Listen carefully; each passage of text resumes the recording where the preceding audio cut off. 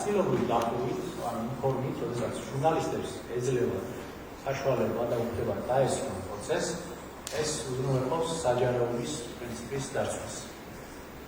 სასამართლო სტუდენტიდან ინფორმაციის გადაცემა არ მხოლოდ ვიდეოგალების საშუალებით, არამედ თუნდაც მოკრეტექსტური შეფორმირებული წერილობის სახით გამუდმებით რეჟიმში მიმდინარეობს ინფორმაციის გადინების პრობლემა საზოგადოების მიმართულებით არა.